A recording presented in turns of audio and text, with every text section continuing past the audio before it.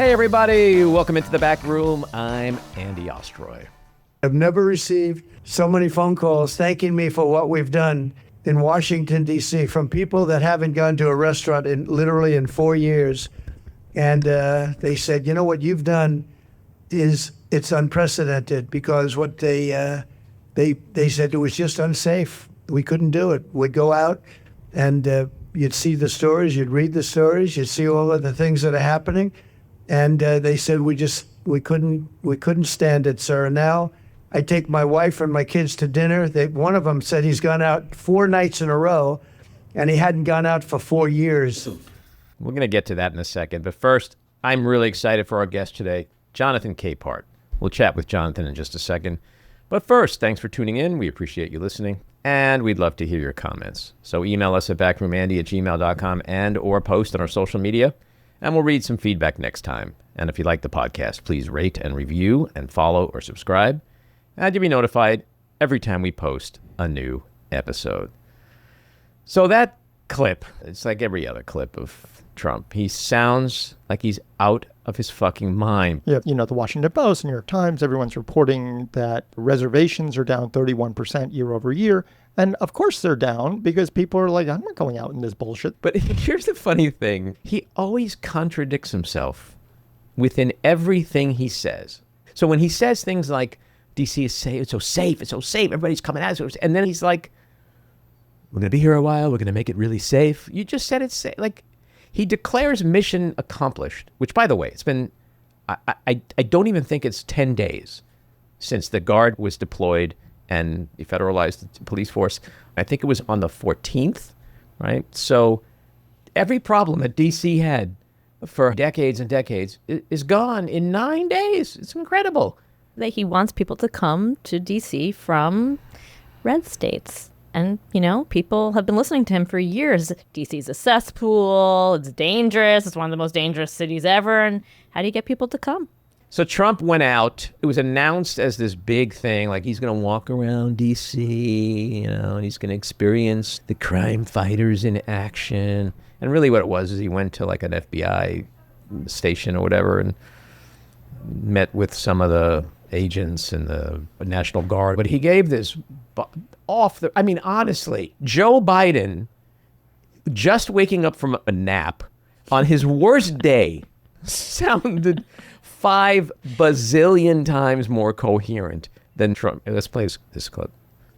One of the things we're going to be redoing is your parks. I'm very good at grass because I have a lot of golf courses all over the place. I know more about grass than any human being, I think, anywhere in the world.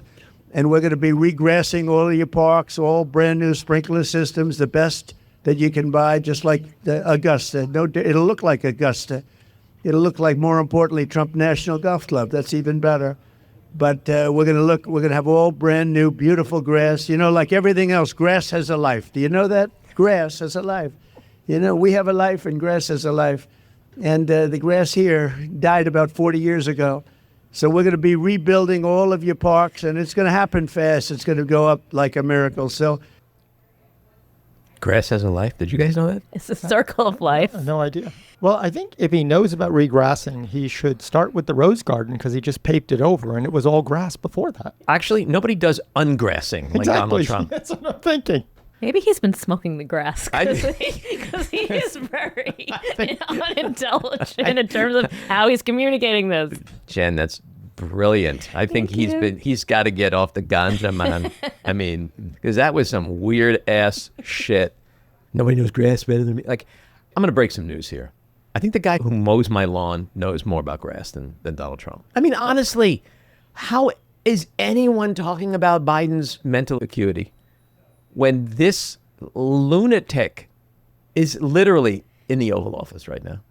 That wasn't The Onion. Is Saturday Night Live on this week? Or are they still on hiatus? No, they're on hiatus. Not before till September. That was bonkers.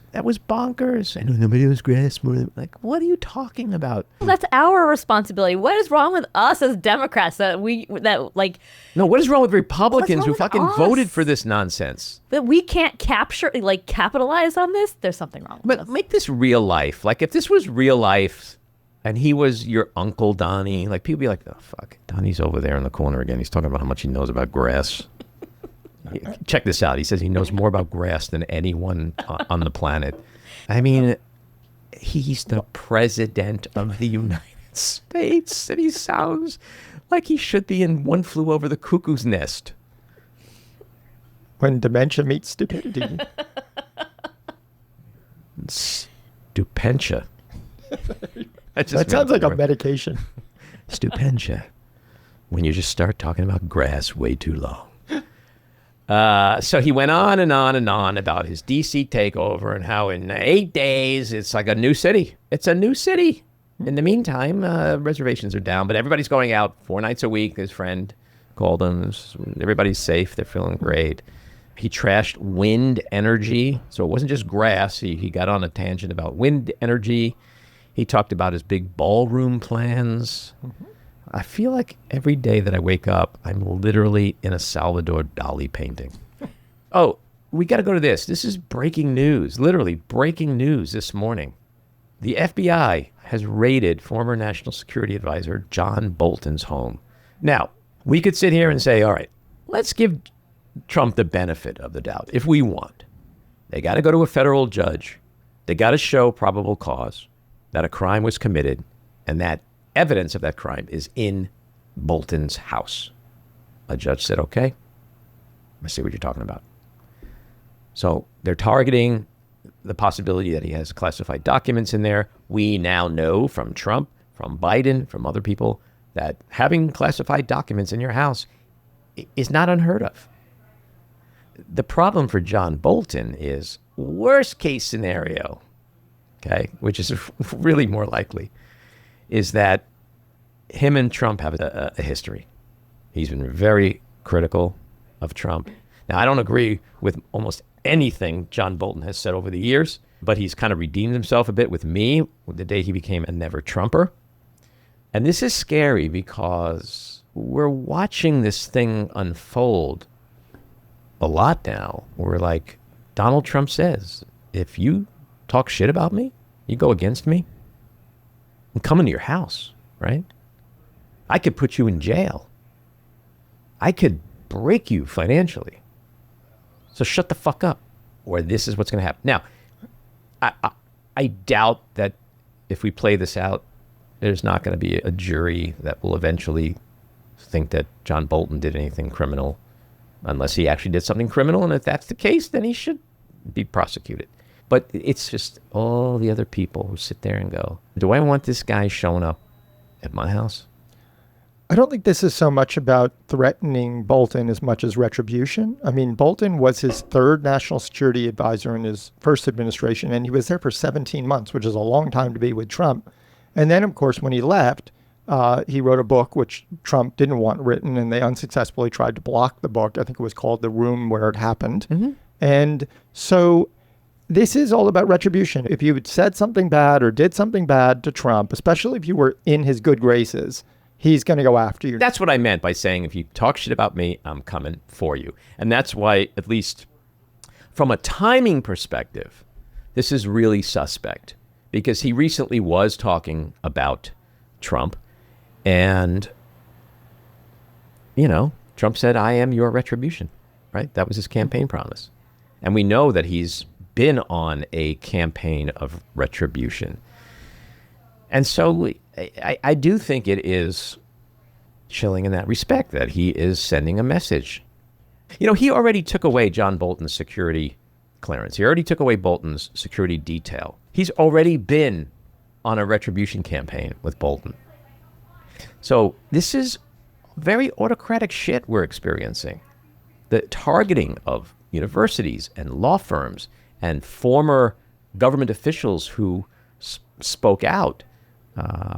Museums. I mean, look at the Fed. Today he has threatened board governor Lisa Cook. He's going to fire her if she doesn't resign. He's on a tangent of her. Prosecutors, attorneys general. He's just squeezing the life out of every one of our institutions. And unfortunately, founding fathers created this system that's just failing us miserably. Republican Congress. He says jump, they say how high. And that check and balance, their role as a co-equal branch of government has been so shamefully and pathetically abdicated. And so the only thing we have left is the courts, who have done a pretty good job on the district and appellate level for the most part. Supreme Court, we have some serious issues with what their intentions have been and where they may be on the side of democracy or not. And the people. It's really going to be down to the people. And I think the positive thing is Donald Trump won, not on the mandate that he thinks he won by or says he won by, but 49.7%. He didn't even get half of the country behind him. And you really can't destroy democracy in that final way that I think he wants when those are the numbers. And that's what I'm counting on. That the protests that we continue to see, ICE keeps getting pushed out of certain communities. It's ugly. Don't get me wrong. It is so ugly out there and so unprecedented and so debilitating and depressing and downright scary. And all that causes a fuckload of stress. But it's got to be the people. At the end of the day, it's got to be the people who represent the ultimate guardrail. So long as they can vote in a way where it's actually registered and matters. Yeah. Well, speaking of which, Texas pushed through its redistricting map this week. Fortunately, we have someone like Gavin Newsom, the governor of California, who is fighting back. Let's play this clip. We're responding what occurred in Texas. We're neutralizing what occurred, and we're giving the American people a fair chance. Because when all things are equal, we're all playing by the same set of rules, there's no question that the Republican Party will be the minority party in the House of Representatives next year. We got here because the President of the United States is struggling. We got here because the President of the United States is one of the most unpopular presidents in U.S. history. We got here because he recognizes that he will lose the election. Congress will go back into the hands of the Democratic Party next November. Can't win by playing by traditional sets of rules. He plays by no rules. I remind you all the time, it's not the rule of law, it's the rule of dawn. And we're standing up to that. Kudos to him, man. Now just imagine if Pritzker, Wes Moore, Gretchen Whitmer, Josh Shapiro, Roy Cooper, Andy Beshear, all the other supposed 2028 Democratic contenders. Imagine if they were all out every day doing what Gavin Newsom is doing. I don't mean talking about how messed up the situation is in this country and we got to blah, blah, blah, blah. I'm talking about just whipping out your NADSAC and putting it on display every fucking day the way Newsom is doing it. Fighting fire with fire. Talking about punching in the face. Doing what Newsom is doing. He is fighting. When Democrats say we want to fight or we want our leadership to fight more, this is what we have been talking about. It's not a mystery. We are in a fucking schoolyard. And he is going straight up to the bully, straight up to him, and thrusting out his chest and saying, you got to go through me. You got to go through me. And it's not just rhetorical bullshit. He's changing the rules in his state. He is going to give Democrats 5 seats. I wish they were doing 10. But he is fighting. We hear about Illinois May, New York May. Where's the fucking plan? I want to see Jake Tapper at 6 o'clock go, today in New York, Governor Kathy Hochul just put through a blah, blah, blah, and Governor Pritzker, blah, blah, blah, and in Maryland, blah, blah, blah. Where is it happening?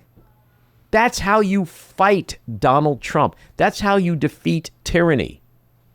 I feel like he's out there alone because he's playing Donald Trump's game and beating him at it. Everybody else is playing a different game. They're playing the old game, right? They think they're still running against Mitt Romney. The House is burning down. What are you doing about it?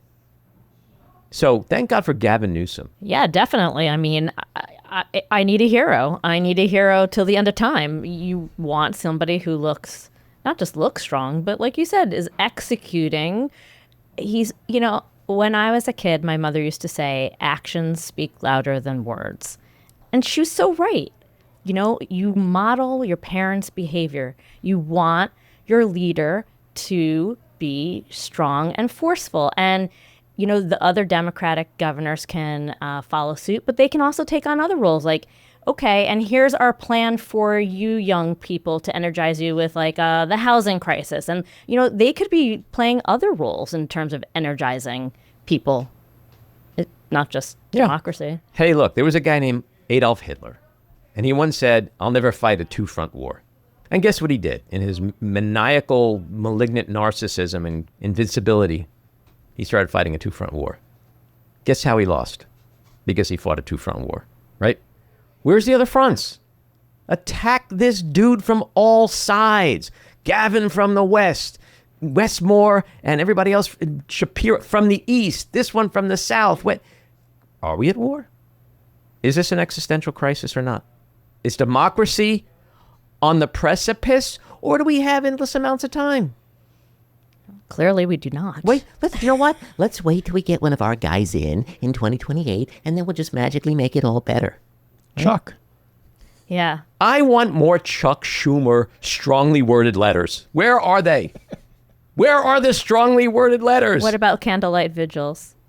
The leaders of the Democratic Party are failing us. Failing. Completely, and that includes Hakeem Jeffries, who's not really Absolutely. impressing me in any way, shape, or Absolutely. form.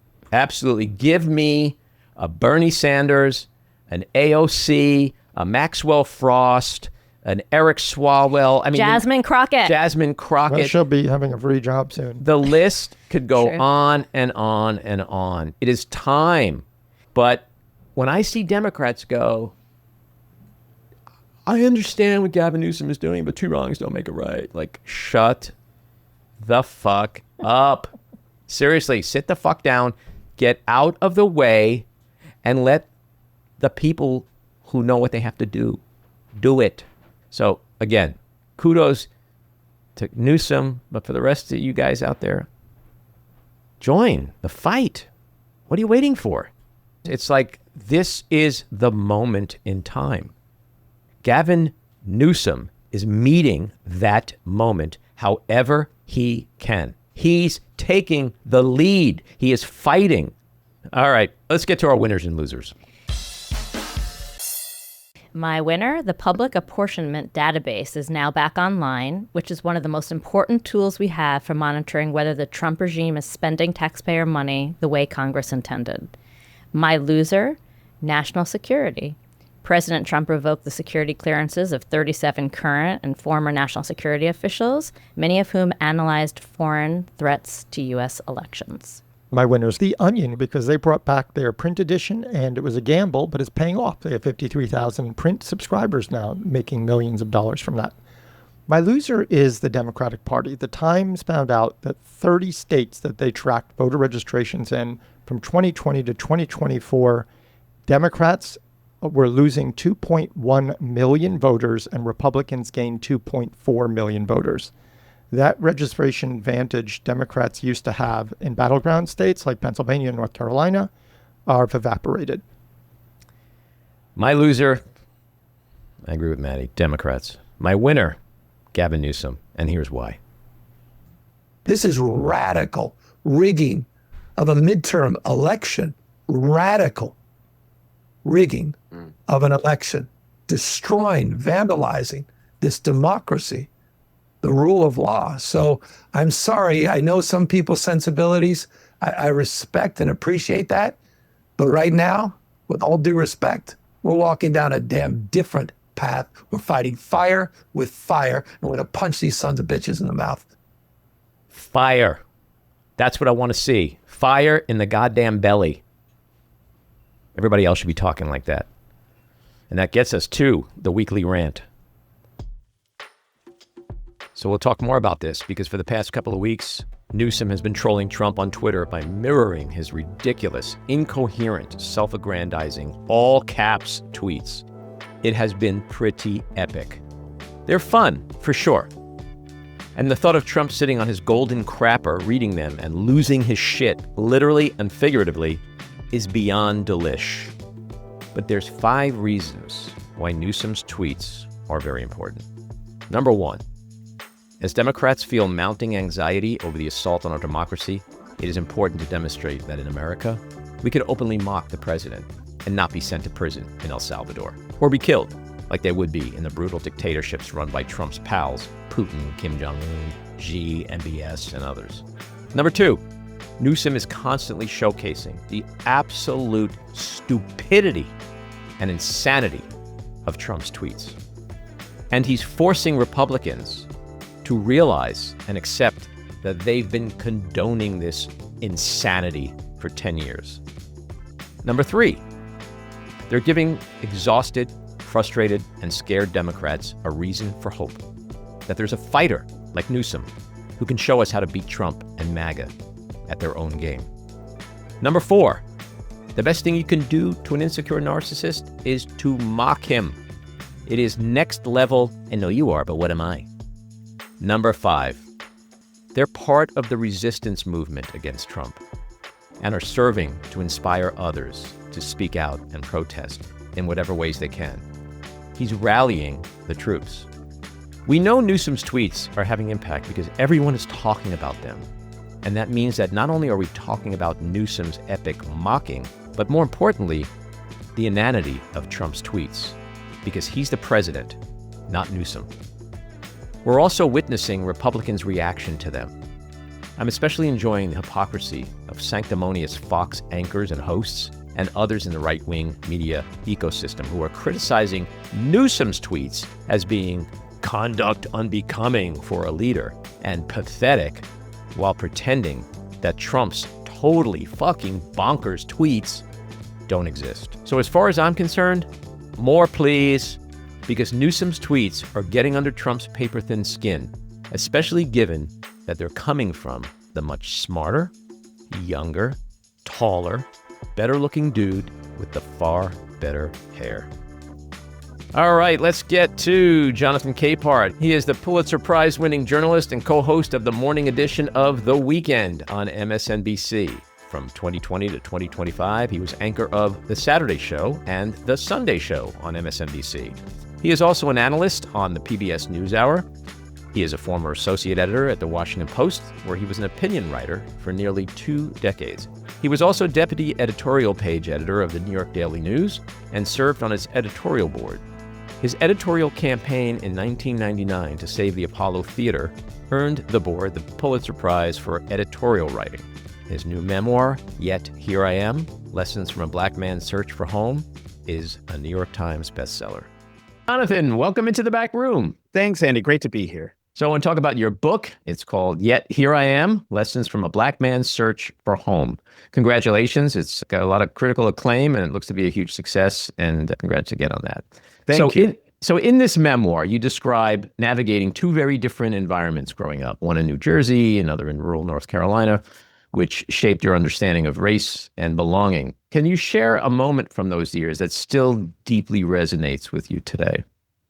Well, probably the biggest thing that resonates, well, there are two. There are 2 things. The first one being, being born and raised up north in New Jersey, in Essex County, Newark, New Jersey, the initial years, and going to Catholic school from, first through 4th grade. And then spending my summers down south in rural North Carolina, where my mother grew up, and my father, but with my maternal grandparents, and spending the summers there where my grandmother was a Jehovah's Witness.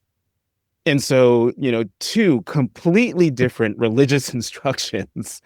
But it was, going witnessing with my grandmother is how I started forming. And it wasn't until later years that I understood that going on those backcountry roads and sitting with those families that we sat with, and trying to spread the word of Jehovah with my grandmother, that I began to really understand race and our place in it, and my place in this country. The second thing is, and it really wasn't until I started writing this book and trying to put into context all those summers and what they meant.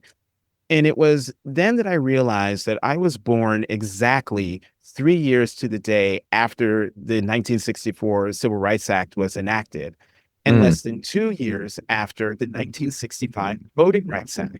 And what those 2 laws did was bring African Americans into fully the American fold, had the US Constitution fully apply to Black folks in America. And what that meant was, as my cousin Rita and I were running around the yard in North Carolina, having fun, jumping in and out, through the sprinkler and with the toy wagon up and down the street. It wasn't until I was writing this book that I understood, that I realized that Rita and I were the first generation in our family that didn't have to pick cotton. Our parents did, our grandparents did. And, when our parents did it, it was to make money for the family. Previous generations had to do it, if not to make money, it was because they were enslaved. And so that's how those summers in North Carolina, they shaped me and who I am. But in later years, I understood that they shaped my worldview. Talk about the holy Black trinity of portraits and how, in terms of shaping, the early exposure to that influenced your own sense of identity and purpose. And so witnessing with my grandmother, we always, this is before Google Maps and GPS. Grandma, we always ended up going to the homes of Black people. And in these homes, and even at this young age, I noticed that almost always in these homes, always there were 3 portraits, sometimes 4. And the Holy Black Trinity is Kennedy, King, and Christ. President Kennedy, because of what he did in supporting the civil rights demonstrations around the country. King, Dr. Martin Luther King, obvious, he was the spokesperson and the leader of the civil rights movement, the biggest one. And Jesus Christ, no need to explain. The 4th person is Robert F. Kennedy, the brother of President Kennedy, who was also the Attorney General of the United States. And his presence on walls was significant. I didn't know this and understand it until I was reading Taylor Branch's book, Parting the Waters. It was RFK who pushed his brother, the president, to do right by civil rights marchers in the South. It was RFK who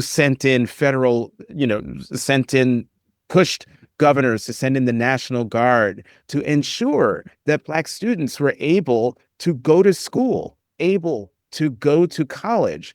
And so his presence on those walls was really very significant. And after reading Taylor Branch's book, I understood that without RFK, President Kennedy would not have been as courageous as history shows him to be. I love this book for a lot of reasons. It really resonated with me on a lot of levels. But one of the main reasons I loved it is because, unlike a lot of authors who pen memoirs, you chose not to sanitize your memoir. Instead, you embraced vulnerability. There was really unfiltered storytelling. I mean, you admitted that if not for the serial killer thing, Jeffrey Dahmer was your type. I mean, that's pretty awesome. I mean, to admit that's great. I read that and I was like, all right, I like this guy. What motivated you to resist the usual memoir polish and go deep into the messy parts of your life? I can point to 3 authors. The first one being Katharine Graham, the legendary former publisher of owner of the Washington Post. And her memoir, Personal History, was just so compelling to me because here was this woman, the most powerful woman in journalism at the time, one of the most powerful people in America at the time, writing a book that was so open and honest and vulnerable about her fraught relationship with her mother, what it was like for her to, live through the aftermath of the suicide of her husband, who was the owner and publisher of the Washington Post, writing about her insecurities, what she didn't know, and her fears of failure in running the Washington Post. She puts it all out there. And I thought, wow, this is incredible. A woman of her stature doing this. This is an incredible book. 20 years later, Charles Blow, then a columnist at the New York Times, wrote Fire Shut Up in My Bones. And same thing, open, honest, vulnerable about his upbringing, his life, first as a straight man, married, kids, and his journey to coming out as bisexual. Reading his book finally made me understand where all that passion, fire, if you will, in his New York Times columns, where that came from. And then the third is a dear friend of mine. Charles Blow is a dear friend of mine, but so is Richie Jackson and his book, Gay Like Me. And it's his, a letter from a gay father to his gay son.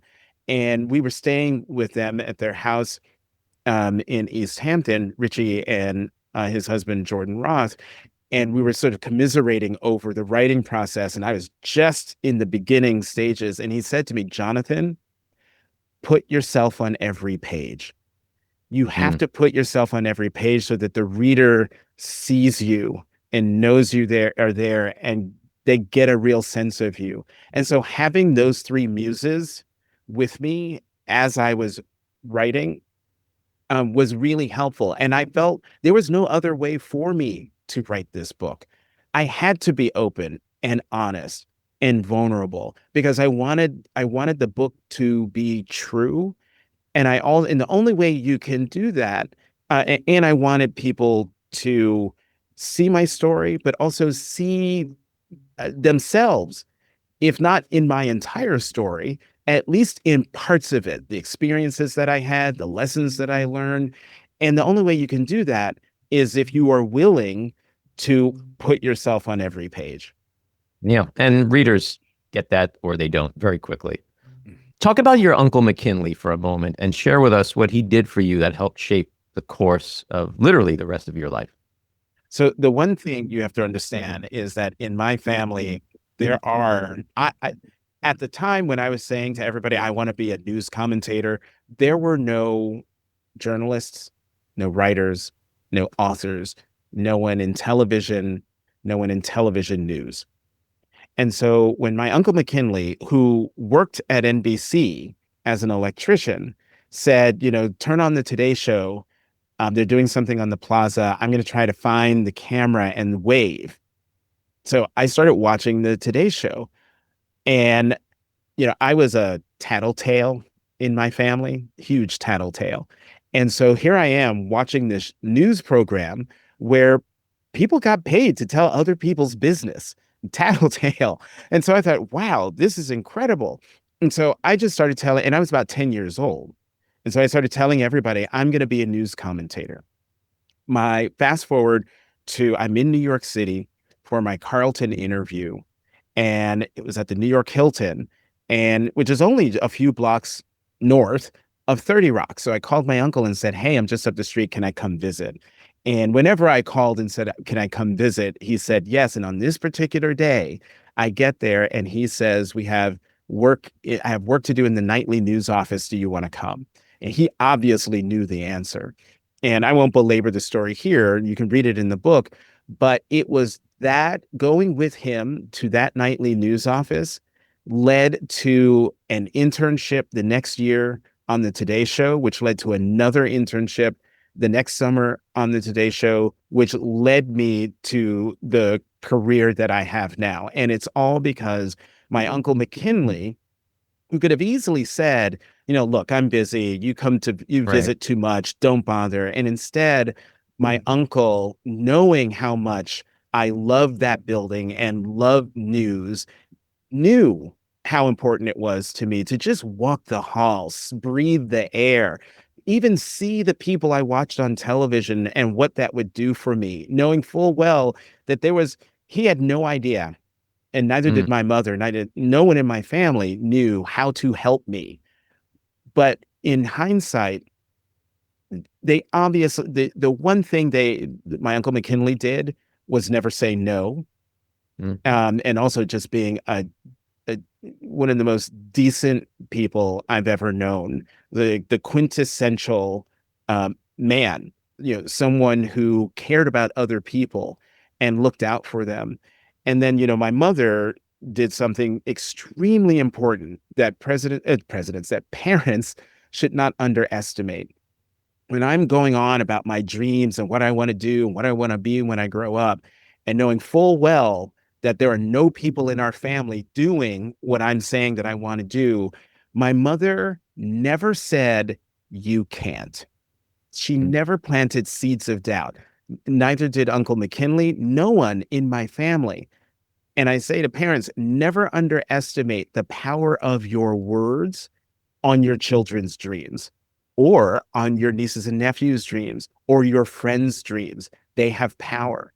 And so my Uncle McKinley, by saying yes that day, gave me probably one of the most incredible gifts that I could possibly have gotten. Yeah, he was a true champion for you. You write a lot about Bryant Gumbel. Share with us why he was such an inspiration to you coming up in the news business. So here I am, this kid saying, I'm going to be a news commentator. At no point did I have any doubt that I could do the job or that I would, eventually do that job. But it wasn't until Tom Brokaw was replaced by Bryant Gumbel on the Today Show, my favorite show. And here comes this guy who looks like me. And now I'm like, okay, it's real. It's on. I can do it because there's someone in that chair who looks like me. And so he became my idol. And so just imagine you're this kid with this big dream and you are suddenly working on the show with your hero, with your idol. And that's what I got over 2 summers. But my relationship, as I write in the book, in my head was super complicated. And so, he would walk by me in halls and not say anything. And, I was, as I write, the ghost of annoying interns present. And so the next summer, I'm standing on the set and I made sure I was on the set every day, 7:30 a.m. The show started at 7 and ended at 9 then. And I was on the set standing, watching everything at 7:30. The end of that first day of my second internship, he's walking off the set. And I was like, you know what? He doesn't even know I'm alive. I'm not going to talk to him. I'm not going to acknowledge his presence. And he walked by me, didn't say anything. And I felt the snub, what I thought was a snub in my soul. If I could have crumpled to the ground, I would have. But a nanosecond later, I feel this tap on my back and he says, "Welcome back." And in that moment, it was like, oh my God, he sees me. My hero sees me. He knows I'm here. He knew I was coming back. This is incredible. And I write in the book about this assignment I was given to go through his legal pads of interviews and put cover sheets on them. And, total busy work, right? But I didn't just, look through things and type up notes. I read those interview questions and how he wrote them down. And as a result of that, I was able to get into his head and how he did interviews, how he conducted interviews. And that was 40 years ago almost. And what I learned 40 years ago is what informs how I do interviews and how I conduct myself as a journalist to this very day. Another thing in the book that I think is so inspirational is that you knew so early on what you wanted to do with your life, even right down to where you wanted to do it, which is kind of crazy. And so I think it is so important for people who read that, and especially if young people read it, to see that you can map out your future and then do the things, to make it happen. What a gift to have that kind of clarity so young. Well, as I've gotten older, Andy, what I realize is I'm not the rule, I'm the exception. That a lot of people don't know what they want to do. And actually, that's fine. That's okay. It took me a long time to understand that and to realize that the idea that I knew what I wanted to do, even though I didn't have a roadmap for how to get there. The fact that I had a North Star is what made it possible. I kept my focus on that North Star, even when I made deviations off the path. It was that North Star that kept me grounded. And so when I talk to young people, when I talk to, just audiences, I tell them, success is however you define it. And what drives you, it could be a profession. For me, it was getting into news broadly, but television news in particular. But for other people, it might not be professional. It could be avocational. It could be something that just drives them, volunteering or coaching or doing something that gets you out of bed and motivates you. And, for a lot of people, folks have dreams and aspirations. And far too often, those hopes and dreams and aspirations are beaten out of folks through negative words, negative questions like, how are you going to do that? Or what makes you think you can do that? Or the one that really irks me is, well, don't get your hopes up. Right. God, I hate that too. It sounds nice and benevolent. This person cares for you and they want to make sure your expectations are in check. That's not good for hopes and dreams. No. Hopes and dreams should not be held in check. You should absolutely get your hopes up. Because imagine what happens if you actually get what you want. And I have a couple stories in the book. One of the lessons I say is, when someone asks you what you want, tell them. You never know what the answer will be. And twice I was asked what I want, and twice I got the answer back, which was yes. Yeah, such an important lesson. I want to take you back in time a little and have you, as viscerally as you can, explain to me in the moment what you felt when you walked through the doors of the White House with your mother for the first time, and also the first time you did it when she got to meet the Obamas. So by the time I went to the White House with my mother for the first time, I had already been there once before for a smaller dinner, about 120 people, for the National Medal of Arts and National Humanities medal winners, where there's a dinner in the state dining room. And I was seated at the president's table. And I tell that story in the book. Less than a year later, I'm invited, and that was in 98. 1999, I believe it was, I'm invited back to the White House for a state dinner. And it was a state dinner for the president of South Africa, Mbeki. And so I bring my mother with me. And I say to her before we leave the apartment where we were staying to get ready, and I was like, Mom, listen, this is going to be work for me. I'm just starting to do TV. There are going to be lots of journalists there. There are going to be a lot of famous people there. I need you to understand that we cannot be running around taking pictures with everybody and all of that. My mother said, oh, right. Yeah, we can't act like we've never been anywhere. And I said, yes, that's exactly it. Great. We get to this dinner. And at the time, it was the largest state dinner President Clinton had ever done. And my mother lost her mind. Everywhere she looked, there's Jesse Jackson. There's John Lewis. There's Harry Belafonte. And then every once in a while, Black history. And then she started, okay, take my picture. We ended up getting into an argument in the tent on the South Lawn. Of course, this is after we go through the receiving line and we are announced.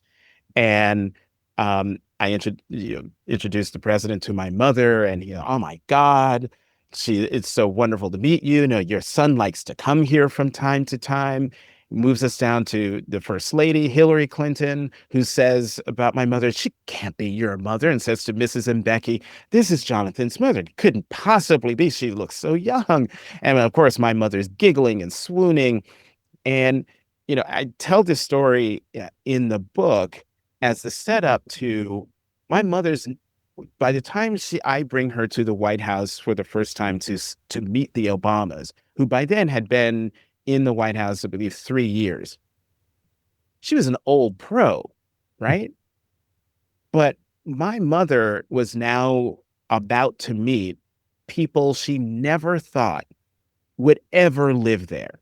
The first Black president with his Black wife and Black daughters living in the White House, for a girl who grew up in rural North Carolina to now be in the position to meet them was just something she just, it was not possible. So as we're going through, the Marine comes through and he gets your announcement cards and he asks, do you want these names to be said? And he asked if she wanted all 3 names said. And she said no. And I said, please say all 3 names. And my mother said, no, please just say my last name. And I looked at the Marine and I said, please say all 3 names. Thank you. Mm. And he walks away, knowing full well, get out of there. And my mother asked, why are you so insistent? And I said, Mom, I want the family name said in the White House. I want the President of the United States to hear the family name. She said, oh, I get it. I get it now. We snake our way through and we go into single file in the way that we're going to be introduced. And she's standing behind me. Something said, just turn around, check in on her. And I looked, and the look on her face, I tried to describe it in the book, and I don't know if I did it justice, but I write that she was transfixed on the Obamas. And the look on her face, it was as if she was looking at 2 unicorns. Something she never thought she would ever see or that even existed. And there she's looking at them. And when we finally are announced and we say hello and we take the picture, the official picture says it all. The look on her face, she is beaming. And as I write, she is with among the unicorns, and she is in awe. And there's one more story that I'm not going to get into, but at the end, it sort of shows how when you act like you've never been anywhere, it is the most fun, the most alive you will ever be. Yeah, it's an amazing thing that you were able to bring her there and for her to be able to experience that. How does being a Black gay journalist inform or shape the stories you tell and the news that you cover? Well, I mean, it's everything. And I should say at the outset, answering your question, those 2 identities are vital because I am an opinion writer. I'm a journalist. I do reporting. I call up sources.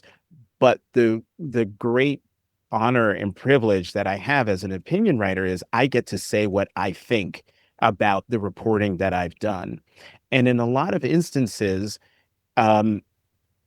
telling personal things about myself makes it possible for the reader to gain better understanding, because what's the best way to get people to understand a situation? It's through someone else.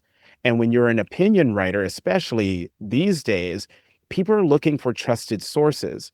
And so when we were going through the shootings and killings of unarmed African Americans, particularly men, for a lot of people, I was probably the one African American they knew. And I'm particularly thinking of, the white audiences that I reach. I was the one person who they could turn to understand why was the killing of Trayvon Martin so traumatic for Black people who didn't even know him or weren't related to him. Oh, Jonathan's writing about this. So, he's African American. He writes about these things. Let me read what he has to say. And for me, as an opinion journalist, that is the coin of the realm when people turn to you for understanding. And so as a Black journalist, as an out gay journalist going through, the fight for marriage equality and all the things we went through during the Obama years and what we're going through now, I saw myself unwittingly or wittingly as a Sherpa for a lot of people to understand what was happening in their country. My last question. You just left the Washington Post after almost 2 decades. I imagine that was an incredibly difficult decision. Yeah, it was 18 years, 5 months, and 16 days, and an incredible platform where I was able to interview some of the most amazing people in the country and the world. I had a platform. I got up every morning and thought, what do I want to write about today? And then write it, and then file it, and then have it go out into the world, and then do it all again the next day. And so, it didn't hit me that I'd been there for nearly 20 years until I started reading, the stories about Jonathan Capehart, who was at the Washington Post for nearly 2 decades. I was like, I need to sit with myself for a moment. It was hard. It was difficult to make the decision to leave. But on the other hand, the Washington Post made the decision easy by changing the direction of the opinion pages. And to be quite honest, they offered everyone in the opinion section a buyout. And so I looked at all the factors and decided, I know that what I write about does not fit into the twin pillars of personal liberties and free markets. And I know from, the video put out by the new opinions editor that I don't fit the vision. And so, it was time. It was time to go. And so now I find myself thinking, do I go to another place to write? Do I go to Substack? Or do I not go anywhere and just do my television show on MSNBC and, Brooks and Capehart on PBS every Friday? As one friend said to me just a couple days ago, you know what? 18 years is about the time an academic goes on sabbatical. Maybe you should think of this as a sabbatical. And I thought, you know what? Not a bad idea. You might be right. But on the other hand, Andy, so many things are happening in our country right now where I feel compelled to maybe not write as often as I did, maybe go on a half sabbatical. I don't know. But, you can't spend this much time in this profession and writing the way I write and seeing everything that is happening in the world and then take a step back. It doesn't, as much as it might sound right, it doesn't feel right. Well, you will trust your instincts, which have done really well for you so far. Jonathan, again, the book is Yet Here I Am, Lessons from a Black Man's Search for Home. It's a terrific book, folks. Go get it. There's so many critically important life lessons in there. And Jonathan, you're right. There is a lot of stuff happening out there, and I hope you'll come back and talk with me again soon, and we can talk politics. Absolutely. Andy, thank you so much. All righty. Take care. This episode of The Back Room was edited and produced by me, Andy Ostroy. It was co-edited and co-produced by Maddie Rosenberg and co-produced by Jen Hammoud. Our theme song was composed by Andrew Hollander, and our logo was designed by Cricket Langell. And special thanks to Patricia Wind. Please take a moment to rate and review the podcast, and also follow or subscribe. Until next time, keep your eyes on Washington, Hollywood, and your own backyards, and have a great week.